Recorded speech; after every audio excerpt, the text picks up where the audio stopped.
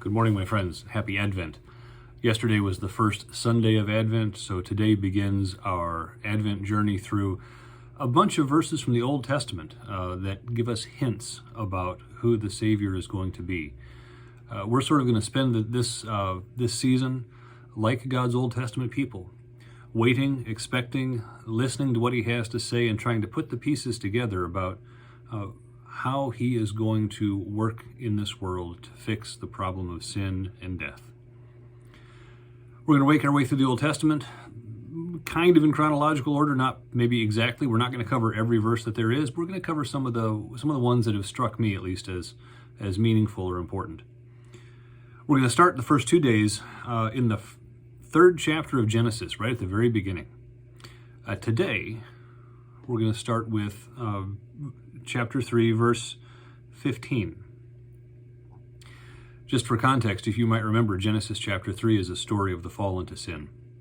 How the serpent came, Satan in the guise of the serpent, tempted Adam and Eve, who disobeyed God's command about eating the forbidden fruit, and who then fell into sin.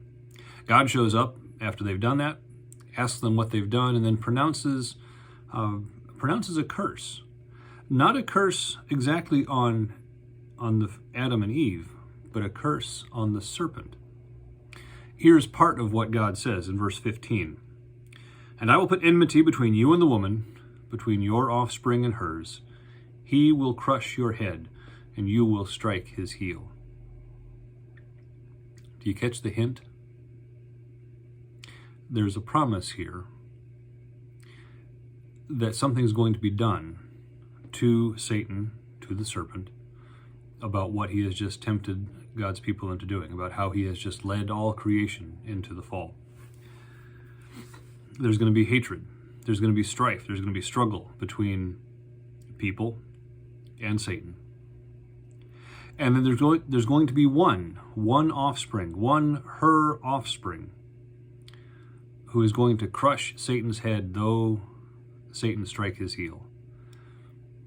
We see that from our perspective as Jesus on the cross, being struck on the heel, so to speak, that is, being mortally wounded, while in the same event, crushing Satan's power finally and eternally.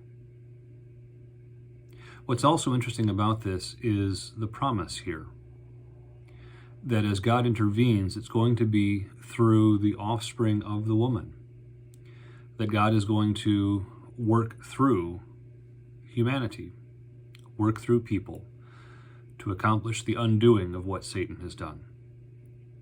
Of course, we know that, we celebrate that, we call that the incarnation, when Jesus came down into the world, when the second person of the Trinity became flesh like us in the form of the baby born in Bethlehem.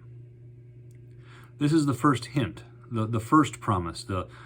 They call this the proto-evangelion, the beginning of the good news, that despite the fact that our world is infected with sin and death, that God himself is going to do something about it, working through his people, his creation. We're going to look at another verse in chapter 3 that's maybe not quite as familiar and maybe not quite as direct a link, but I think is still interesting as we think about God's promise and God's working through this world to accomplish our salvation. So I look forward to talking to you again tomorrow morning. God be with you.